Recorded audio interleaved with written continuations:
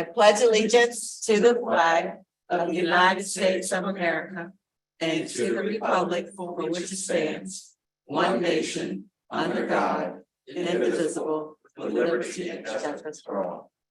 Thank you. Do we have any public comment this morning? No, sir, you have no public comment.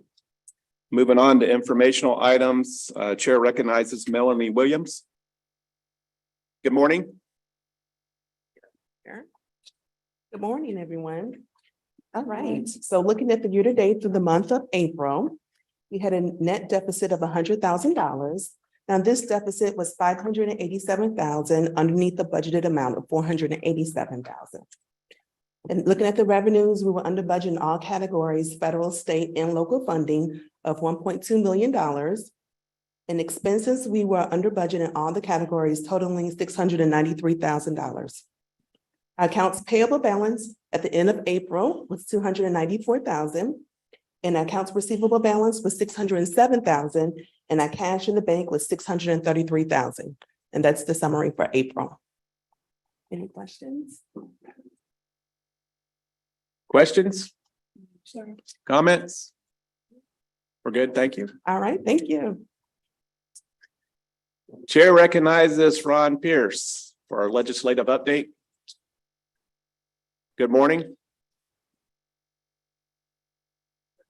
Chairman, board members. So my last board meeting, by the way, I will not be at the August one. So quick update. So as you all know, session ended on May the 5th. I'm going to give you an update on 3 items. Number one, the TBARTA bill did pass. It was actually signed by the governor last night. So good timing. I'm glad it worked out. I was able to report to you this morning that it passed. It has been officially signed. Bill goes into effect July the 1st, but the bill does not take effect. TBARTA would be officially sunsetted June 30th of 2024, which is the date that I think the board requested. Give you plenty of time to wind everything down. I think the plan, which David, I think we'll talk about a little bit, is for you all to unwind and stop services by the end of the year, then usually the first quarter of next year to wind everything up. We put it through June 30th of 2024 just to ensure the transition of the van pool had plenty of time. So that's that. 2 other bills I do want to bring up to you. One of which Secretary Gwen's going to have to deal with.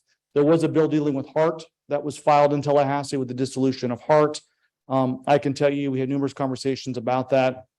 That has nothing to do with I don't think HART's going to be dissolved anytime in the near future. It's really more about the governance of HART, and I think more importantly about shared services.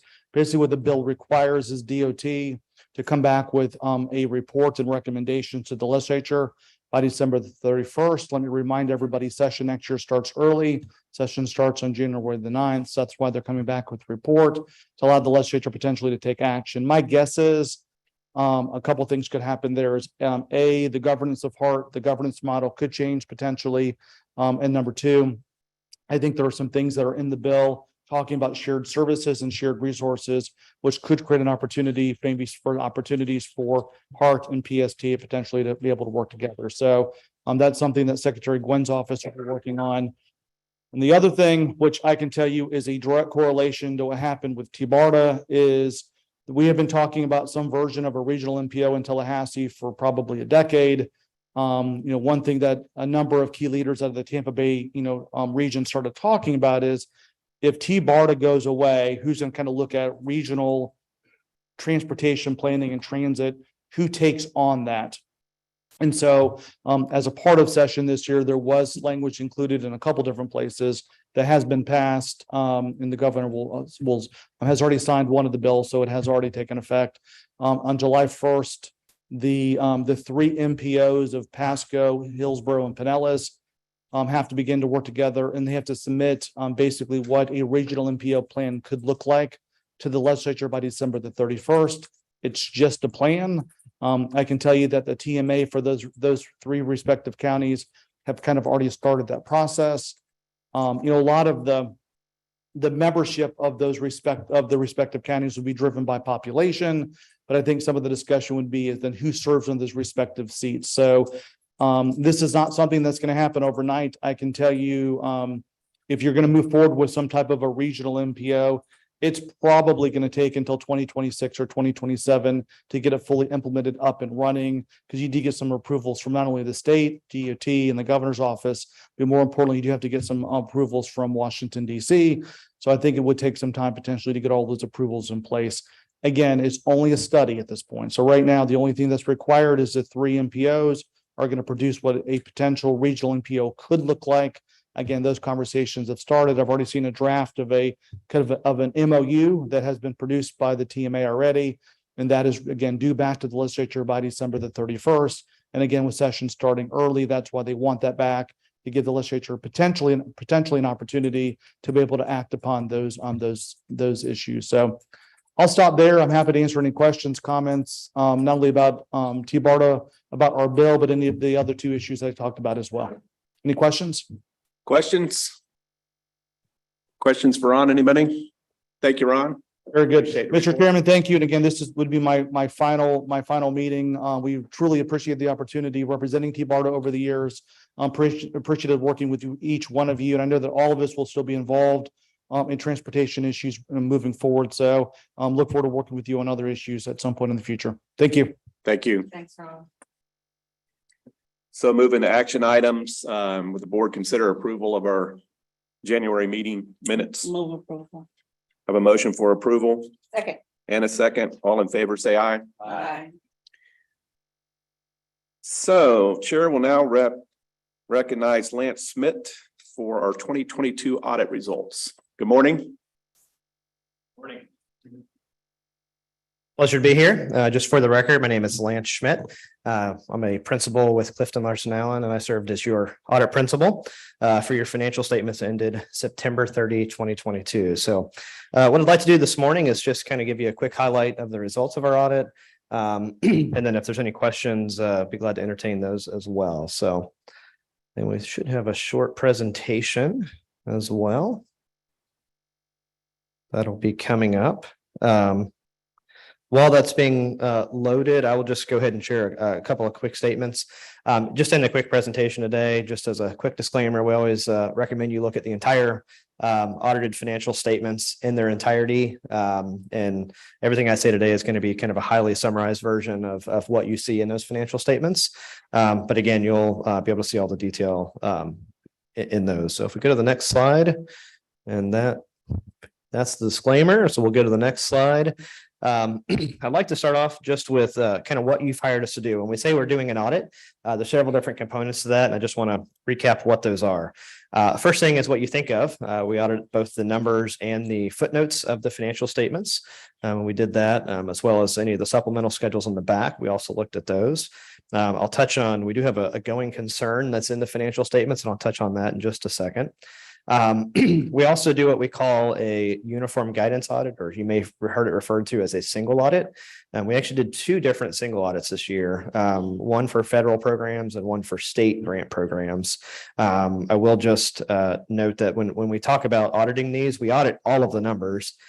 These we're going well beyond the numbers. We're actually looking at compliance and making sure you've complied with all the state and federal regulations and strings that are tied to those funds. So again, going a little deeper than just the financial side of things.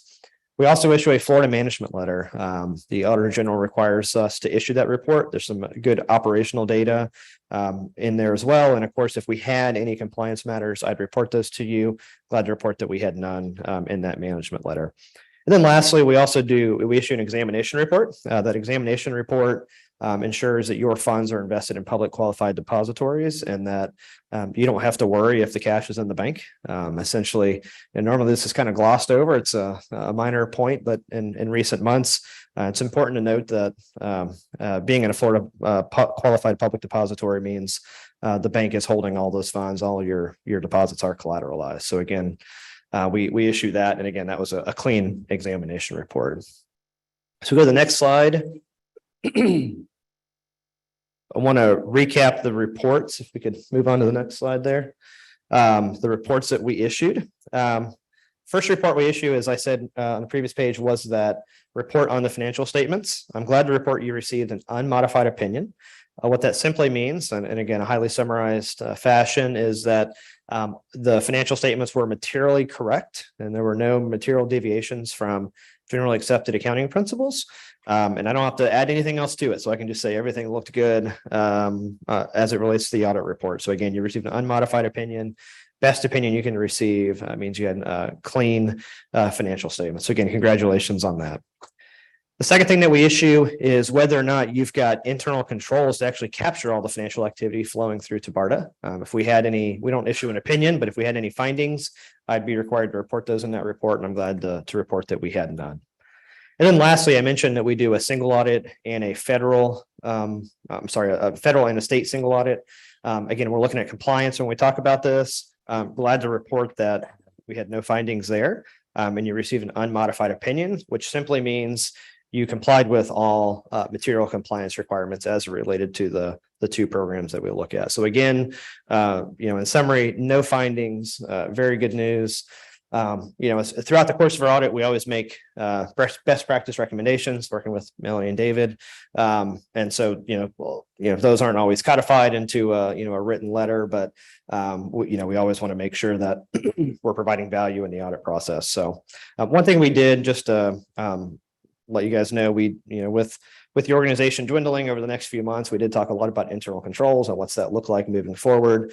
Had some great conversation around that, and glad to say that PSCA and Debbie are going to kind of lean in and help a little bit, and because we want to make sure we still got segregation of duties, and we've still got a sound internal control environment, even if we have less people. It sounds like that shouldn't be an issue going forward. So again, very good news there. We can go to the next slide. There's a couple things that I'm required to communicate to this group as governance. I'm just going to highlight those really quick. We'll touch on some of the qualitative aspects on some of the next slides, but if I had any difficulties encountered during the audit, I'd be required to communicate that to you. If there's significant corrected or uncorrected misstatements, those would be either audit adjustments or immaterial items that we passed on. I'd have to tell you about that. Glad to report that we had none there. If we had disagreements with management, this is usually of a compliance or accounting nature that we couldn't come to terms on. I'd be required to report those. We had none. We will receive pending approval today a management representation letter signed by both your executive director and Melanie as your lead finance and accounting person, basically stating that the financial statements are true and correct to the best of their knowledge. So we'll receive that soon. And then if we had any consultations, this would be management having consultations with other CPA firms. They're required to get with us before they issue advice and opinion, and we're not aware of any of that occurring. And you'll receive, once we have the final financial statements upon approval, you'll receive a letter that kind of has this recapped as well, using a lot more words than what I just described right now. So if we go to the next slide here, you will note within the financial statements, footnote 11, it's page 34 of the PDF file that was provided to you, does have a recap of the discontinuation of operations. So one of the given things that is inherent in any set of financial statements or any audit is this concept that the organization will be continuing to operate at least 1 year into the future. And if we ever have a situation where that is not the case, so we are required to disclose that as a going concern, essentially meaning, we've got concerns that the organization will be in operations going forward. I work in the government arena. That's what I do 99% of my time. We've never had a going concern, and I don't expect to see too many more in my governmental career, because governmental agencies, they from time to time merge, but rarely do they just kind of, cease to exist. And so we do have that disclosed in there. That footnote, kind of based on the little legislative update we just had, we're going to be working to kind of make sure that's as recent as it can be with all the information. I think was not signed last time we talked, which is just last week, I believe. So there may be a small tweak to that footnote, but otherwise what you see there, again, we'll recap the discontinuation of operations. Secondly, I did want to just mention, we did adopt a new accounting standard this year. We worked hard to not have to do this, but it was material, and our job is to make sure your financial statements are correct. And so we did jump to the hoops of making sure the new lease standard was adopted, which the primary lease was the building that's currently being leased. So again, that's on there now. Obviously, that'll roll off soon. But I did want to touch on the FRS pension liability, because I feel like if you look at your financial statements, you will see a huge liability on there, several hundreds of thousands of dollars, close to $600,000. Two things I want to note with this. One, you may be saying, hey, as we close up operations, what happens with this liability? Like where's the money coming for to pay this?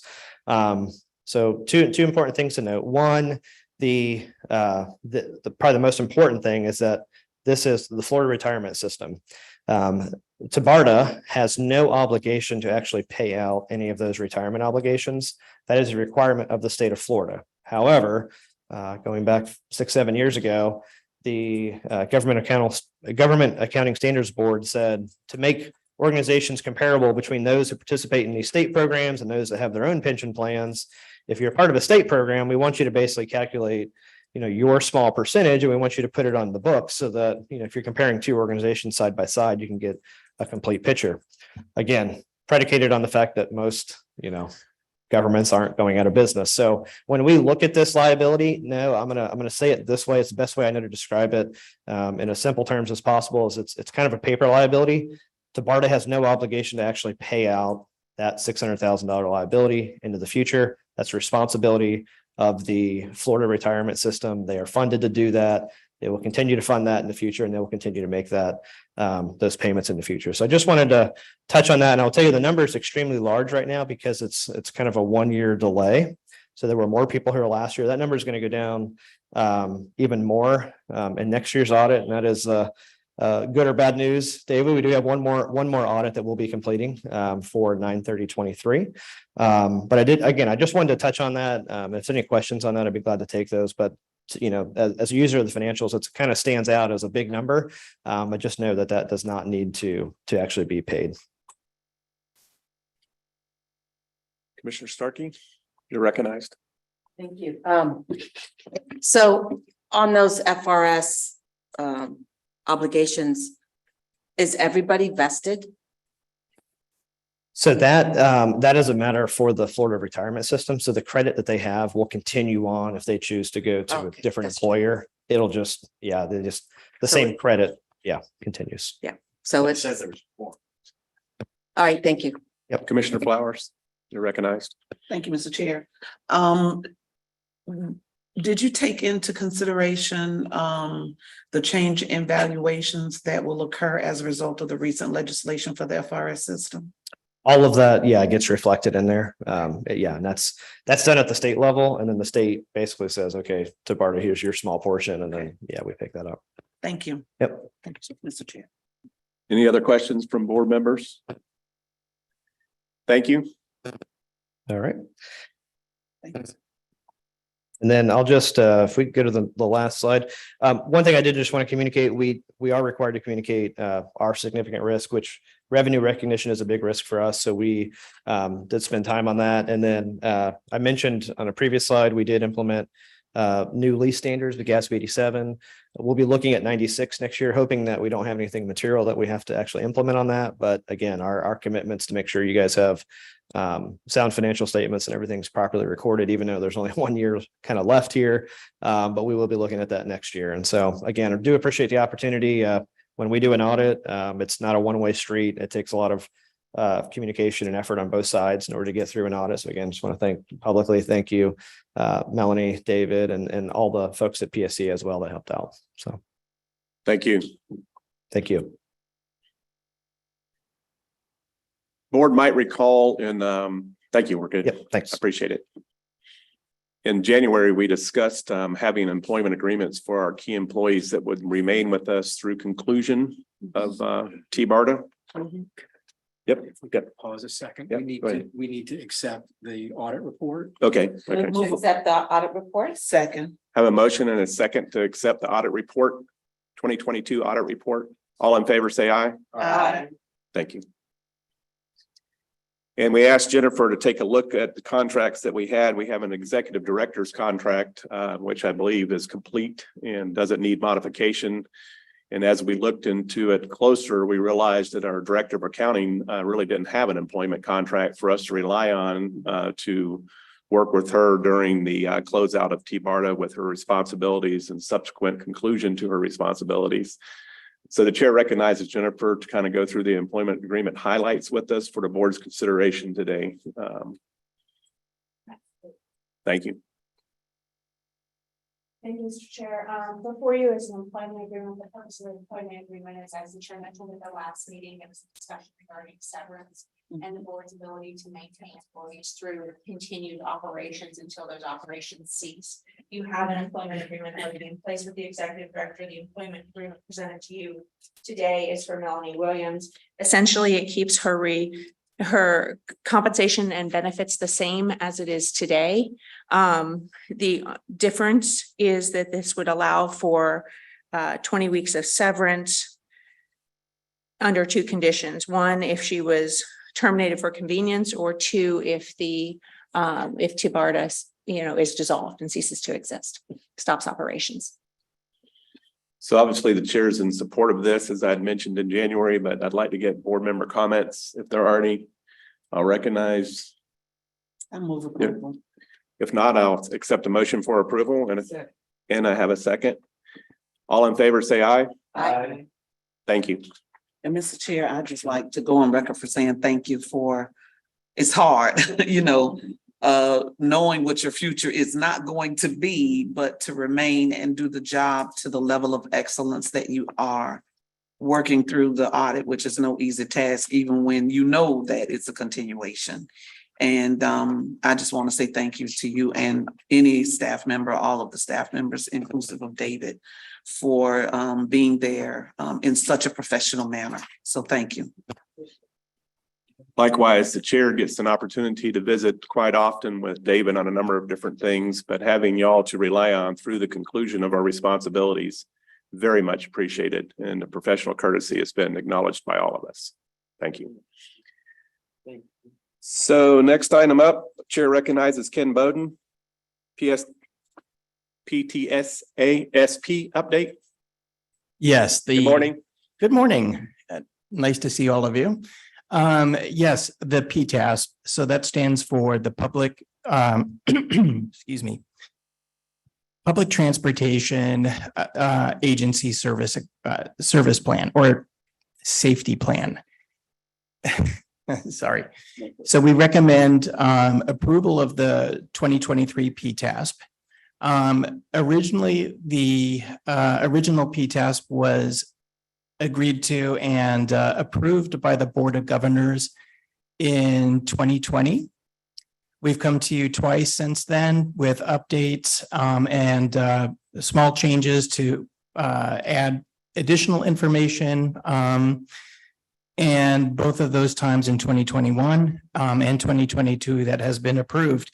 This update just incorporates information from 2022 and sets our target goals at the same that they've always been, to have 0 accidents, 0 fatalities. And with that, if we don't approve it, then the VAMPOOL program risks the loss of federal money, federal support. With that, I recommend approval. Any questions? So this also is an action item that require a board vote. Are there any board questions? If not, accept a motion. Move approval. Have a motion and a second. All in favor, say aye. Aye. Thank you.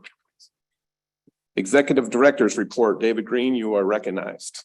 Thank you, Mr. Chair, and good morning, everybody. Just wanted to give a brief update of closing activities. We've made good progress over the past several months while waiting for the governor to sign the legislation. And now that that's complete, obviously things will pick up a little bit more, but the main point is that everything has been going well and there are no issues at all. The VAMPOOL program continues to grow. I reported a few months ago that we had at that point just surpassed the 200 van pool mark. And as of last week, we're now up to 214, and obviously are still on track to transition that program at the end of December. I reported in January that we were going to receive a triennial review from the Federal Transit Administration this year, and we've been working with them. We answered initial questions and provided a first round of information to them in February and provided additional information this month. We're going to continue to work with them over the summer and anticipate an exit conference scheduled in August or September. In terms of grants, we're making progress there.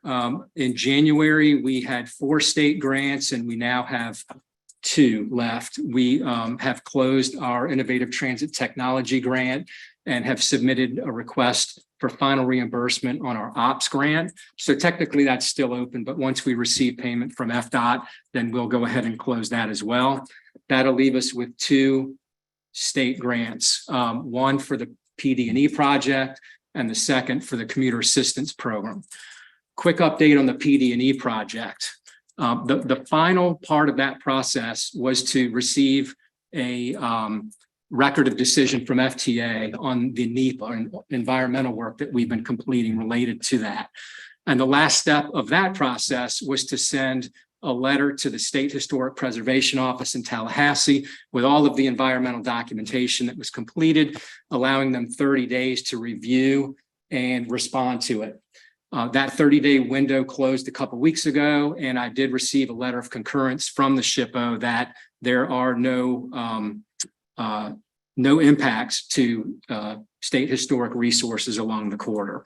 So I forwarded that information to FTA and basically just awaiting their response now. And I anticipate the record of the decision from them within the next 30 to 45 days. Again, that final state CAP grant will be closed at the end of Commute Tampa Bay operations in December. As far as our federal grants, we're still on track with them. Our CARES Act grant will close in October. We'll then shift to our ARP grant, which will close at the beginning of March. And our federal 5307 grant, which we obviously will rely on to cover van pool payments through December, will be closed upon discontinuation of that program. Our office,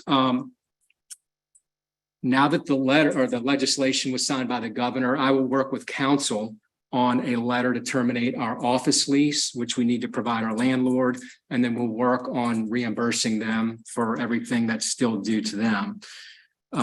We have been slowly disposing of our property. We've worked with Hart and PSTA and have given them all of our unused furniture, which is basically 85 or 90% of what we had. Right now, we're down to 4 office desks, 3 lateral files, some miscellaneous bookcases, and I think our refrigerator. And as we near vacating the office in August and September, Hart and PSTA will both return and take the rest of what we have left. Our network equipment that allows us to work remotely will also be transferred to the office of our IT service provider so we can continue to work remotely. The bulk of our activities have involved records management. TBARTA has been around for 16, 17 years. You can imagine that there are a lot of records. And we spent the past several months going through all of them, identifying what we have, what types of files they are, what the retention requirements are from the state, and organizing everything so we can properly transfer them over to the Bureau of Archives. I did meet with them a couple of months ago on my visit to Tallahassee and have coordinated everything with them. So they're comfortable with what we're doing, and I'm comfortable with what the requirements are on their end. Mayor Welch asked a question at our January board meeting about the website and what would happen to the website once we stop operating, whether the state would take that over or if they had to save that in any way. I asked the Bureau of Archives when I was up there, and they don't save websites at all.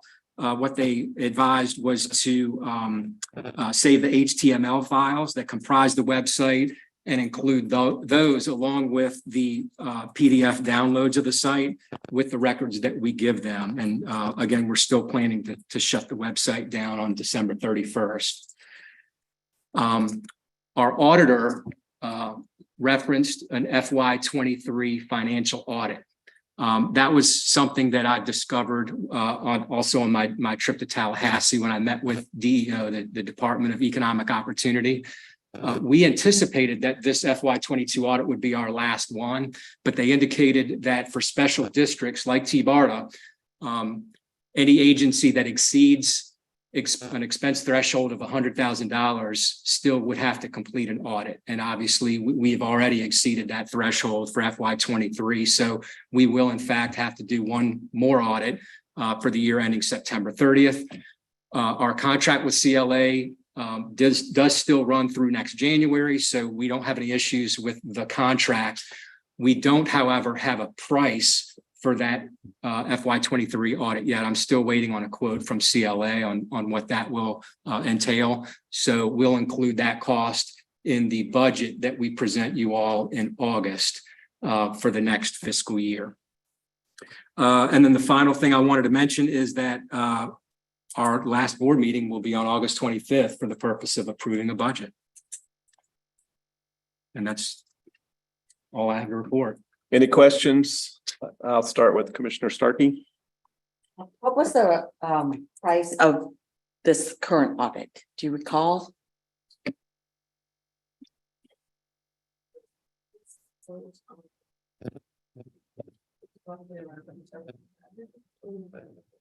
Around 30,000.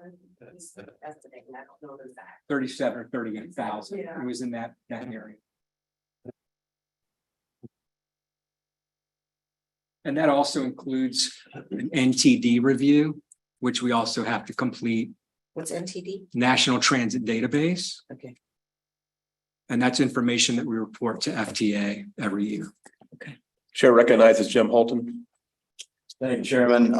David, are there any penalties on the lease for an early termination? Can you just kind of work us through what that is or what the status of the lease is? There are no penalties. When we negotiated the lease, council pointed out the fact that being a government entity, we did need the ability to terminate the lease for loss of funding. And we can do that, but in doing that, we still have to reimburse the landlord for unamortized improvements that they made to the space, the fee that they paid the broker for bringing everything together, and free rent that we had not realized. Right. Do you have a number for that altogether? It was around $50,000 for the remaining months of the lease. Okay. Thanks.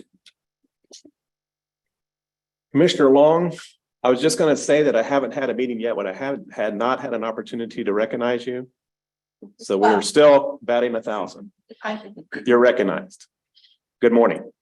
Good morning, and the last thing in the world I would want to do is disappoint you at this late date.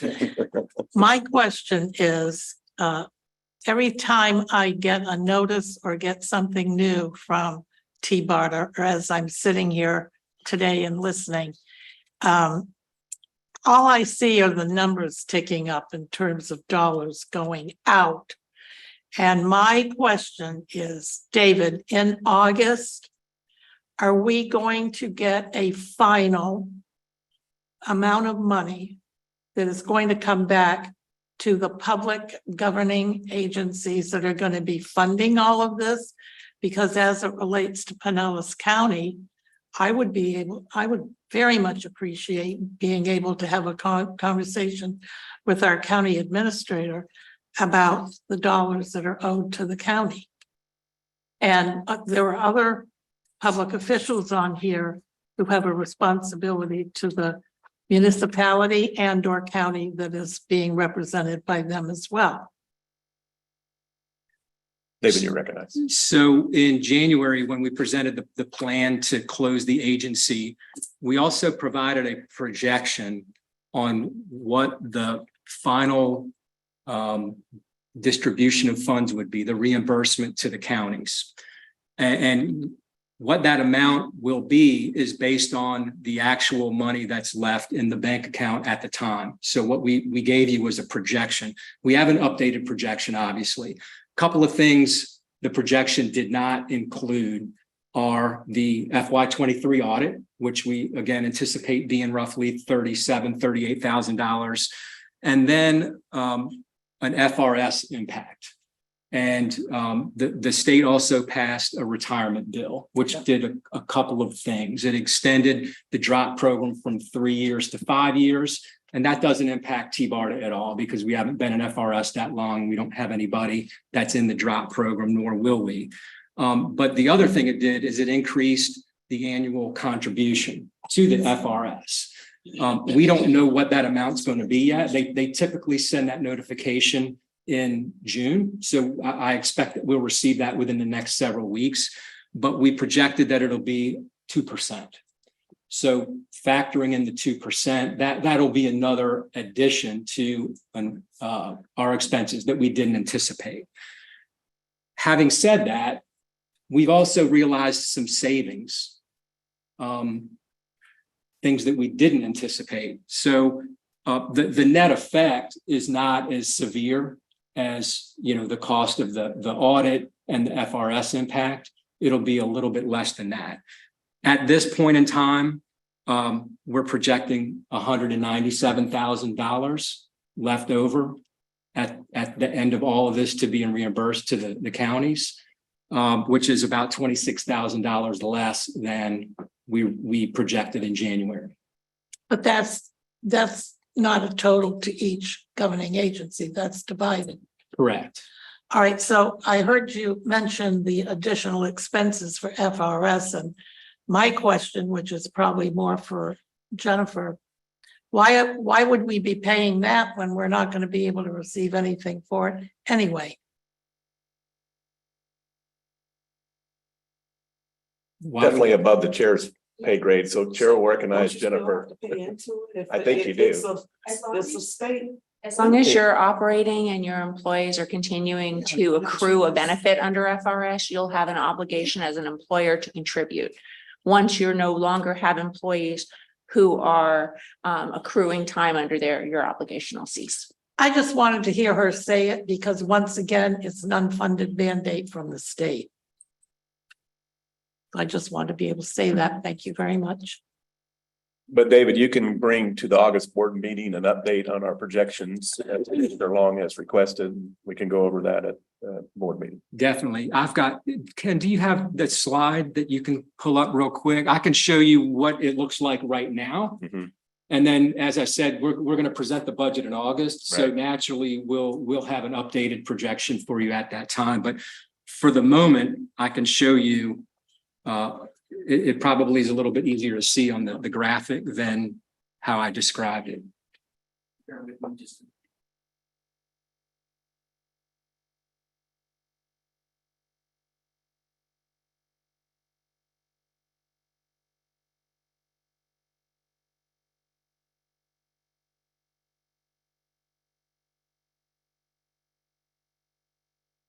So this summarizes what I just explained. Again, in January, we were projecting $223,508 as the final balance to be reimbursed. Factoring in those two items that I just talked about and the miscellaneous savings that we've realized, the current projection brings us down to $197,553. Again, about a $26,000 difference. And the next slide shows the breakdown to the counties. I can't read that. I was trying to pull it up on my. What does it say for Pinellas? What does that say? I can't read I can't even see it. it. Maybe I can. 30,000 even, sir. So for Hernando, the initial estimate was 11,992, currently projected at 10,599. For Hillsborough, the original projection was 90,546. Currently is projected at 80,031. Manatee County, originally projected at 24,785, currently at 21,907. Pasco was $33,789, currently $29,865. And Pinellas County was $62,394, and currently at $55,149.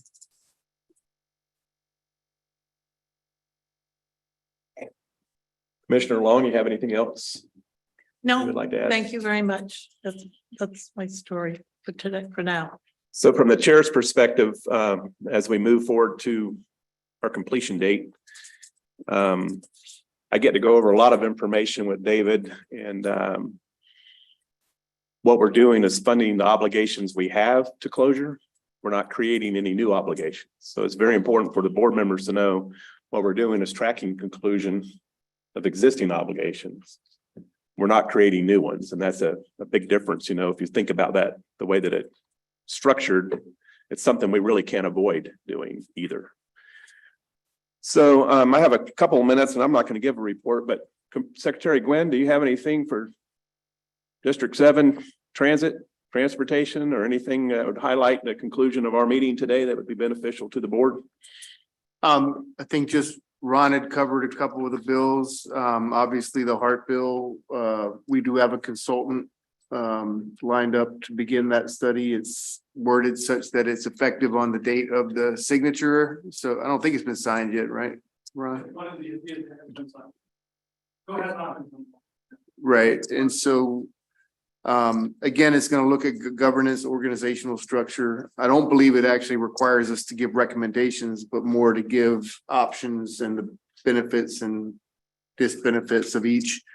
And so we will start that as soon as we get the go ahead and the bill is signed. Other than that, we also, I think we discussed the fact that the band pool will be transitioning to PSTA. No, other than that, things just moving forward. That was a unanimous vote at our PSTA board meeting. Unanimous is nice from time to time. It is.